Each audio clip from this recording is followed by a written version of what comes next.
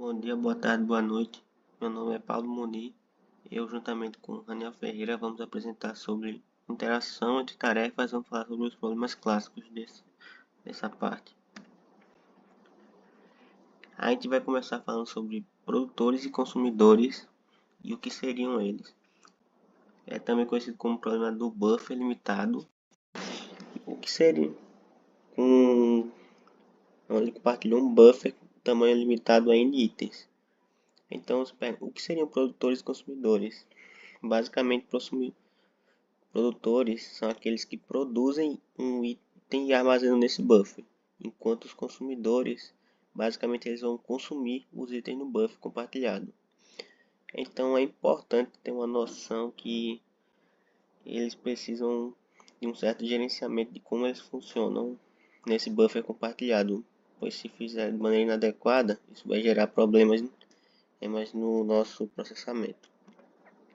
Aqui é um exemplo, né? Ele está colocando KL, os produtores, o buffer é tamanho 9 e os consumidores estão lá consumindo as tarefas C, B e A. Aí aqui nós temos uma solução simples para esse problema, que é a solução de semáforo, que é bem intuitiva. Basicamente nós vamos aqui produzir um item como produtor, vamos esperar uma vaga. Aí depois tem que ter como temos que ter acesso exclusivo como produtor ou consumidor, nós vamos esperar esse acesso aqui nessa função lock_buffer. Aí depois vamos depositar o item no buffer.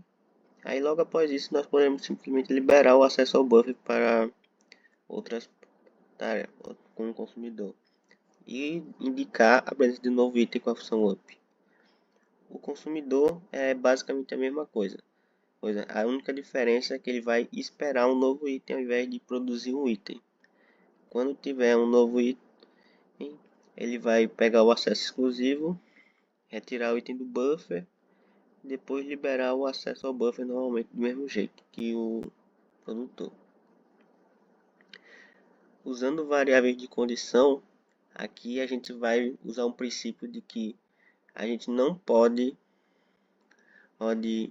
produzir um item se o buffer estiver cheio, ou seja, colocar um item no buffer se ele estiver cheio, e nem consumir um item se ele estiver vazio. Ou seja, a gente vai usar variáveis condicionais, ou seja, enquanto um número de itens estiver igual a n, ou seja, ele estiver cheio, nós vamos ficar no aguardo. O mesmo para o consumidor.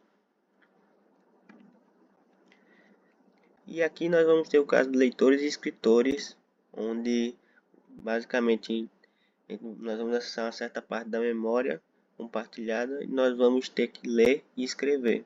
É importante falar que na leitura e na escrita, nós não podemos escrever ao mesmo tempo que nós lemos. Mas nós podemos ter vários leitores ao mesmo tempo, mas não podemos ter vários escritores ao mesmo tempo. Aí, aqui é um caso clássico, nós temos uma matriz compartilhada, nós temos esse processo de escrita e esse processo de leitura. Aqui é uma solução simplista, onde nós temos aqui, e nós vamos requerer acesso exclusivo. Aí, se nós formos ler, nós bloqueamos a área, lemos os dados, depois desbloqueamos. A mesma coisa para o escritor. Aqui a gente vai fazer uma priorização dos leitores, ou seja, nós vamos lá requerer acesso exclusivo, aí incrementar ao contador de leitores para informar a quantidade de leitores que a gente tem. A gente vai checar se for o primeiro leitor, nós vamos requerer o acesso exclusivo para a área. Aí depois a gente vai liberar o contador. Aí aqui novamente, depois de lermos os dados, nós vamos checar, fazer uma checagem, vamos diminuir o número de leitores e vamos checar se o número de leitores é igual a 0, que aí nós podemos disponibilizar para os escritores. É basicamente esse processo daí para poder permitir uma maior quantidade de leitores na área.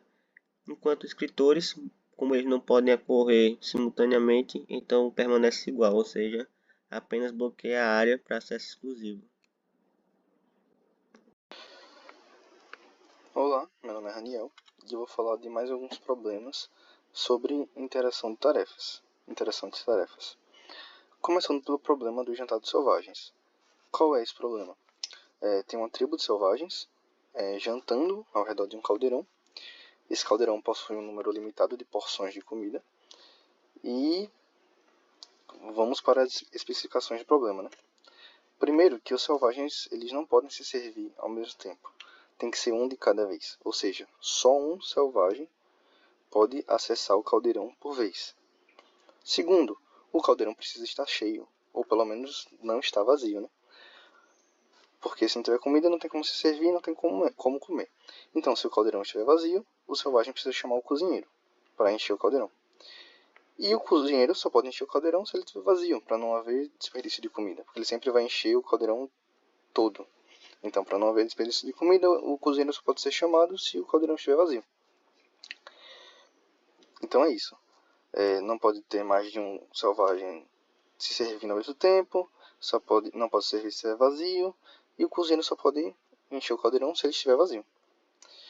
E aí vamos para o pseudocódigo, para ver como esse problema é resolvido. Primeiro nós temos que definir essa variável aqui para controlar o acesso ao caldeirão, já que ele é um ponto crítico. E temos dois semáforos, um para indicar se o caldeirão está vazio e outro para indicar se o caldeirão está cheio. Então, primeiro vamos para o cozinheiro. Ele fica esperando o caldeirão esvaziar, né? Quando aqui for 1, quando o caldeirão vazio for 1, ele vai encher o caldeirão mais uma vez com M porções de comida e ele vai avisar que o caldeirão está cheio. Então, agora vamos para o selvagem. O selvagem ele vai tentar acessar o caldeirão. Se outro selvagem já estiver acessando o caldeirão, ele vai travar aqui. Se não, ele prossegue. Então ele verifica se o caldeirão está vazio. O caldeirão não estando vazio, ele passa direto, né? Ele tira uma porção e libera o acesso ao caldeirão.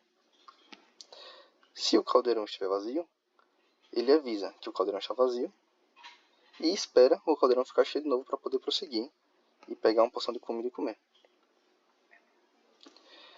E agora, indo para o próximo problema, o do jantar dos filósofos. Uma mesa redonda com um lugar fixo para cada filósofo, com um único prato e, no caso do exemplo que temos, 5 palitos, já que são 5 filósofos. Os palitos são compartilhados. Para comer, um filósofo precisa de 2 palitos, o da sua direita e o da sua esquerda. E ele pega um de cada vez. Ou seja, os filósofos vizinhos não podem comer ao mesmo tempo, porque os palitos são compartilhados. Como nós podemos ver nessa imagem aqui. Ó. Por exemplo, o filósofo 0 ele precisa do palito 0 e do palito 1 para poder comer. Então isso impede que o 4 e o 1 também comam. Então no pseudocódigo aqui, nós definimos um vetor, que é igual ao número de filósofos, né? Ou o número de palitos, que é o mesmo número. Então definimos aqui que o filósofo ele vai pegar primeiro o palito da direita, que é igual ao seu número de identificação, e o palito da esquerda. Nós fazemos esse cálculo aqui para garantir que o último filósofo ele pegue o palito 0. Para esse cálculo dar certo, precisa dessa operação de resto aqui. Então, primeiro o filósofo ele vai meditar, depois ele vai esperar que o palito da direita fique livre para ele poder pegar, depois ele vai esperar que o palito da esquerda fique livre. Assim que os 2 palitos já estiverem na mão dele, ele pode comer e liberar os 2 palitos para que o próximo filósofo possa finalmente comer. E é isso. Essas 2 soluções foram usando os semáforos. Enquanto a primeira nós travávamos